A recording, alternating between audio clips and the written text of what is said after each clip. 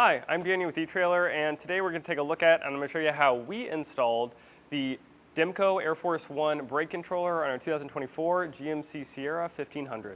You're going to have 5 main components that make up your flat towing system, and starting on your vehicle side, you're going to have your base plate, and that's going to be the device that attaches directly to your frame. That's going to allow you to attach to your tow bar. Now your tow bar is the in-between between your vehicle and motorhome, and it's going to go on the hitch side, and then it'll attach to your base plate. Now your next component is going to be your safety cables. That's going to be an extra safety measure. And then you're going to have your braking system. That's going to give you proportional braking on your vehicle. And finally, you're going to have your wiring. So that's just going to send your taillight signals and turn signals back to your vehicle so you stay safe and legal on the road. There's going to be 3 main components that make up your braking system here. First is going to be your breakaway switch on the vehicle, then your main operating unit, and then finally your reed switch, which is going to be attached to your braking pedal inside your cab. If you have any questions about your flat tow setup and what you're going to need, then please feel free to reach out to us at eTrailer. We'd love to help you. Now, as far as the install goes on this, there is a lot of components and a lot of wiring, and you're running them basically to your engine bay up into your cab. So if that's not something you're interested in or you don't have the time or tools, then please feel free to check out our dealer locator. We can find a professional in your area to get this done for you. But if you're ready to follow along, we'll go ahead and walk you through how we set this up. Starting here on our breakaway switch, now this is usually mounted on the outside of the vehicle, but the GMC here that we had today didn't give us a lot of options. So what we did was we actually mounted it up inside the bumper, and we cut a little hole so this could be visible. But there's 2 wires that come out of this, and we went ahead and routed that up to the engine bay. Both wires are coming up through into this pocket, and one's gonna be black, one's gonna be orange. And I didn't actually have enough, so I spliced on some yellow wire. But that's coming all the way to our battery here. And it comes with an inline fuse. We went ahead and spliced that in, and we routed it to the positive side of our battery. Now our black wire from our breakaway switch is traveling along here to our operating unit. And it's getting spliced into one of the black wires that's coming out of here. Now it doesn't matter which one, the other one will get grounded to the vehicle, which we did over here on a factory ground. Now this is where we decided to put our operating unit. We just simply self-tapped it and bent this bracket a little bit and actually flipped this upside down to have this rest against the radiator. If your vehicle does not have a vacuum boost like ours does today, then you're gonna need to plug this side in with 2 inches of airline tubing, and they give you a cap to cap that off. And then there is a little piece you put in this inlet, and then you put an acorn nut on that. Now, since I flipped this over, I crudely wrote in and out, just so I know which lines go to what. So the inline, this one is traveling down the same path our breakaway switch wires are, and it's gonna go down to our intake down below.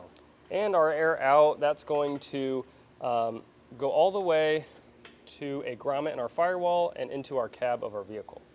Here on the inside of our vehicle is our hood latch.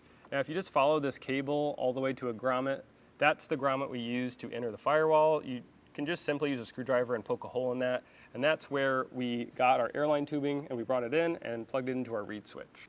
The reed switch here is an actuator that when you press the brakes on your motorhome, it will pull this wire and pull the brakes in your towed vehicle.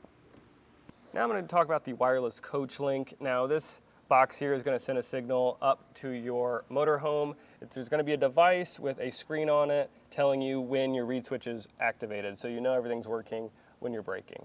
Our transmitter is going to have a red and white wire, and that red wire is going to go through our firewall all the way to the battery, and our white wire is going to connect to the brown wire from our reed switch. And then our reed switch is going to have the brown and then the blue wire. And the blue wire is going to go through the firewall as well, but it's just going to get grounded. Now we're in the motorhome side, and this is that wireless coach link that will plug right into 12-volt power. And when you press the brakes on your motorhome, it will light up, indicating that the brakes on your towed vehicle is working properly. Now we're under the motorhome so we can install our coach air tank.